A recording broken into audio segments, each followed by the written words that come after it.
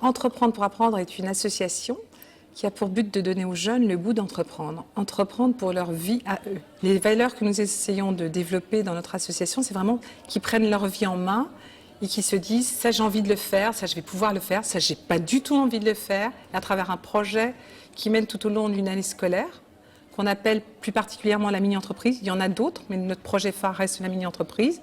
Ils arrivent à se déterminer par rapport à leur avenir et surtout à s'engager dans un projet qui leur tient à cœur. Si vous avez une petite question, si vous avez quelque chose que vous n'arrivez pas à gérer, voilà toutes les personnes donc, de PA Île-de-France. Donc même si ce n'est pas indiqué dans vos badges, je vous demande d'être vraiment une équipe et de dire aux autres on va donner un petit coup de main, etc. C'est quel numéro de stand ? 66.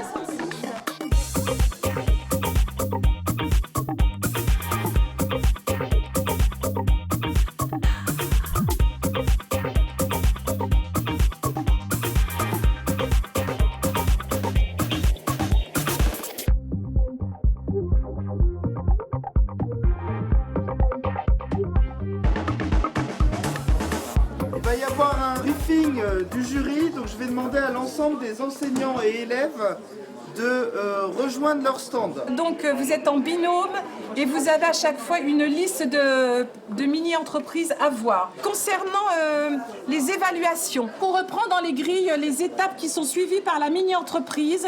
Donc toujours savoir trouver une idée, savoir assurer la viabilité, etc. Le projet que vous jugez, c'est un projet qui doit tenir la route. C'est-à-dire qu'on a démarré en début d'année sur une étude de marché. Donc il faut absolument que les choses soient faites de façon concrète. On est vraiment dans une entreprise. Il faut que s'ils veulent un jour créer leur propre projet, qu'ils puissent vraiment le faire avec ce défi-là. Déjà, l'objectif, c'est comme qu'on se prépare tous à une compétition. Là, il y a toute une équipe qui s'est préparée toute l'année à une compétition.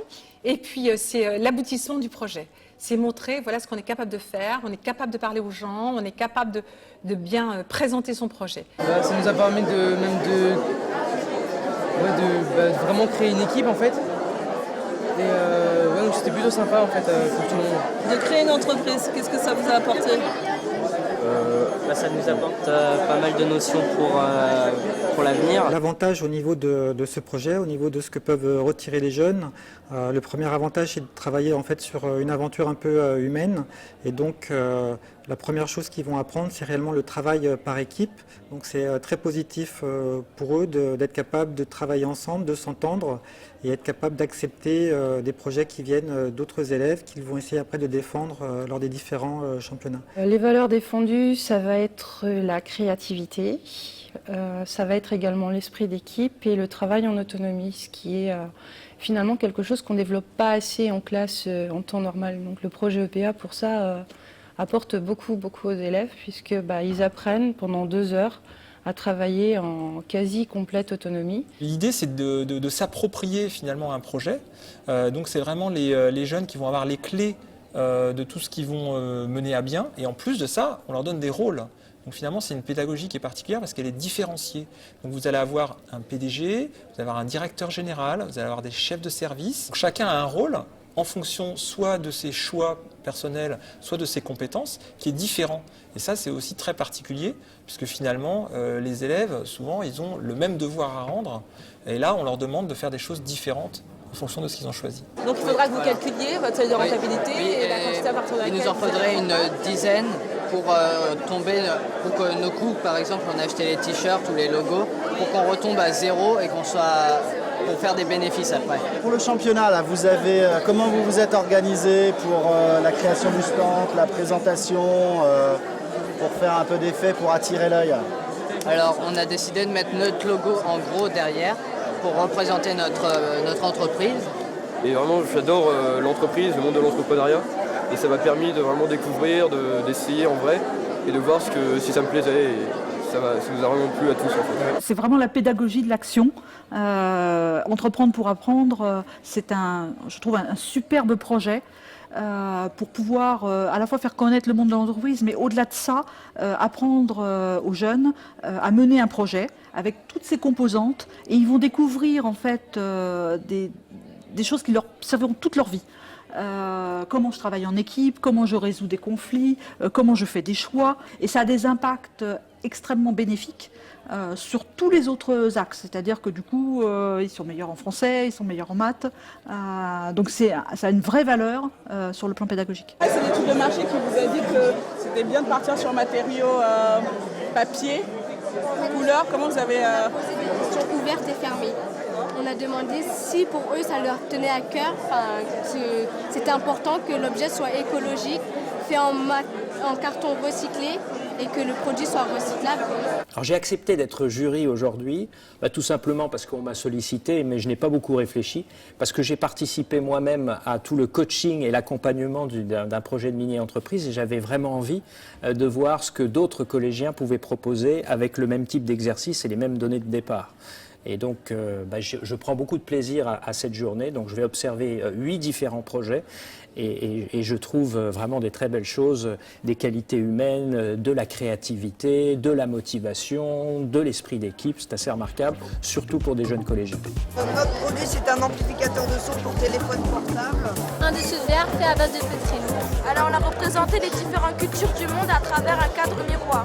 Notre produit consiste à faire des cours informatiques pour personnes âgées et débutantes. Un DVD sur la vie de notre collège qui se situe à Chelles. Le produit, c'est un crochet rotatif qui sert à placer sur le fauteuil roulant pour aider les personnes à porter leur sac.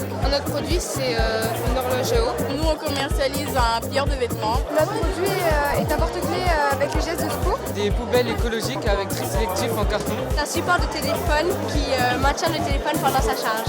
Nous commercialisons un boîtier USB pour les personnes en mobilité réduite. Des artistes professionnels, amateurs et des sans-abri et des passants aussi viennent réaliser des œuvres dans notre camion. Entreprendre pour apprendre nous a soutenus tout d'abord avec le parrain qui nous a donné pas mal de cordes pour nous aider et à comprendre aussi la mini-entreprise. Le principal savoir-faire que j'ai acquis avec Entreprendre pour apprendre, c'est la gestion d'une entreprise. Et aussi que l'entreprise, on ne peut pas la diriger toute seule. Et que le principal mot d'ordre, je dirais, c'est le collectif avec l'équipe. Avoir une bonne équipe, une bonne entente, je dirais, c'est les 2 principales choses qui font qu'une entreprise peut avancer. Je dirais que si je vais retenir le point le plus important, ce que la mini-entreprise m'a appris, c'est la cohésion et le travail d'équipe. Apprendre en cours, ce n'est pas de la pratique. On a nos cahiers, nos stylos, on apprend, mais on regarde, on apprend et on visualise. Or, apprendre en mini-entreprise, c'est aller sur le terrain, chaque jour se déplacer, aller vers les gens. Alors effectivement, les élèves en prennent en faisant au sein de la mini-entreprise, tout simplement parce qu'ils manipulent vraiment des outils concrets de la vie professionnelle et des concepts qu'ils ne pourraient pas comprendre sinon. Je m'explique, je pense à des mots très compliqués comme les marges, les profits ou les bénéfices, qui sont des notions très vagues, qu'ils vont toucher un petit peu dans les matières comme la technologie, mais qu'ils ne comprennent jamais parce qu'elles ne sont pas vraiment concrètes. Là, ils les manipulent concrètement, ils génèrent un chiffre d'affaires qui se transformera en marge, en profit, en bénéfice, selon les étapes de l'avancée du projet, et ça, ils le comprennent vraiment. Alors, je vais remercier les 444 jeunes qui étaient présents aujourd'hui et je voudrais vraiment des applaudissements pour ces 444 jeunes. Je vais remercier également les 138 personnes qui accompagnent tout au long de l'année ces jeunes et qui sont venus aujourd'hui pour les encourager. Et donc vous avez été aujourd'hui évalués par 72 jurys que je remercie. Je vais demander à Dominique Vendette et à Sandrine Andréini de venir continuer cette remise des prix. Merci Evelyne et bonjour à tous, bonsoir à tous. Donc merci d'être tous là, on est vraiment ravis de vous revoir chaque année. Ces prix, pour certains, vont permettre l'accès au championnat national puis international pour lycée et post-bac.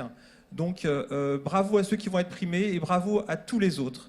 Du coup, je voulais remercier Entreprendre pour apprendre de m'avoir choisie comme présidente du jury. Je suis une présidente de jury un peu différente. Je suis directrice d'une association, donc dans l'économie sociale et solidaire. Voilà, je voulais vous féliciter pour le travail que vous avez fait et féliciter les accompagnateurs aussi, parce que je pense que c'est un vrai challenge de pouvoir, 1, faire cette étude et 2, essayer de créer une entreprise en 1 an. Donc bravo à tous. Je souhaite remettre mon prix à Handel Company. le prix de la vidéo du catégorie lycée à Roux-les-Ranges au lycée Jean Villard de Plaisir. Le prix exposant dans la catégorie collège musique connectique du collège gallois à Épinay-sur-Seine. Et également catégorie lycée post-bac Flash USB Pro. Et nous avons retenu le projet USB Box du collège Parquefraud de Meaux. Voilà, un très très beau projet. À l'échelon national, nous avons donc 2 entreprises post-bac qui sont représentées. L'entreprise Smiling Box de l'école Ferrandi. Et la deuxième, c'est Station Malin.